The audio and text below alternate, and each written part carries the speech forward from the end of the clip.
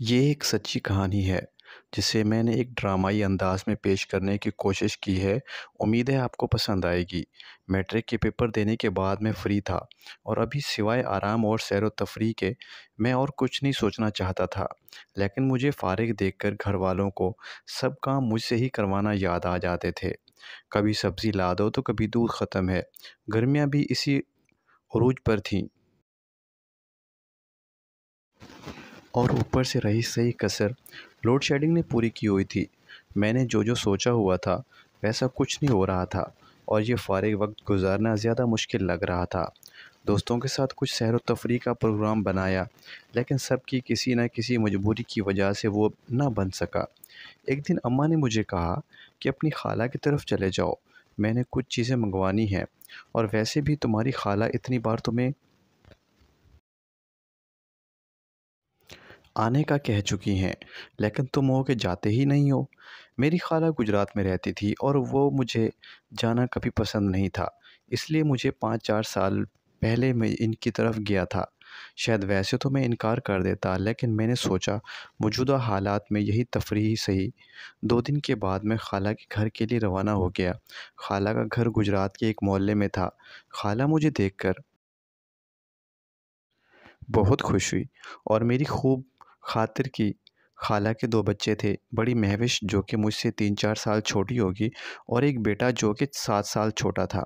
दोनों बच्चे स्कूल गए हुए थे और खालू भी घर पर नहीं थे। खाला ने बताया कि तुम्हारे खालू का एक दूसरे शहर में तबादला हो गया है, इसलिए वो सिर्फ़ हफ़्ता और इतवार को ही आते हैं। खाना खाने से फ़ारिग होकर मैं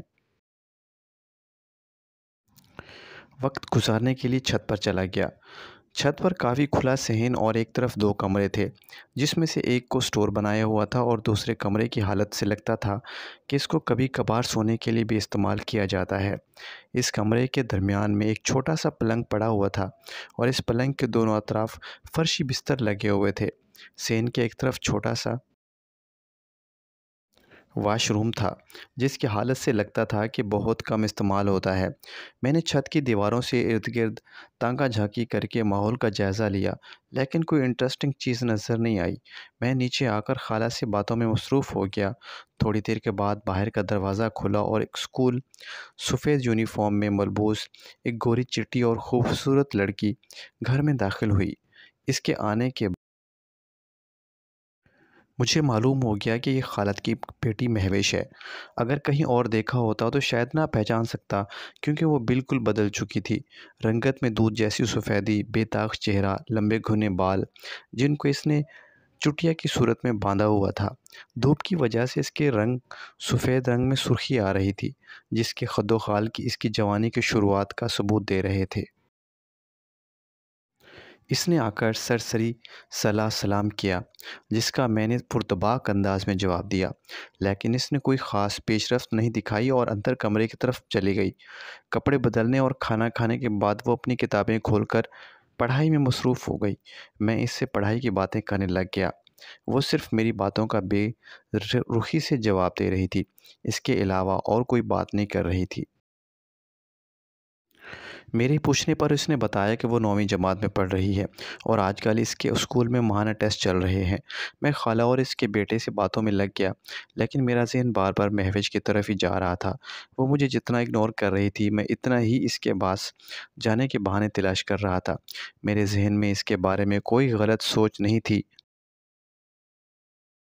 लेकिन मैं इसकी तरफ अट्रैक्ट हो रहा था और चाहता था कि वो मुझसे बात करे, लेकिन वो अपनी पढ़ाई में मगन थी और ऐसे शो कर रही थी जैसे मैं वहाँ मौजूद ही ना हूँ।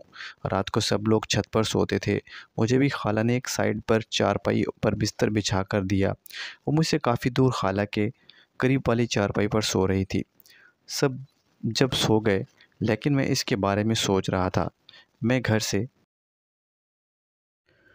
तो सिर्फ़ 2 दिन ही घर के खाला के घर रहने का सोच कर आया था, लेकिन अब मेरा महविश को देखकर जाने को दिल नहीं कर रहा था।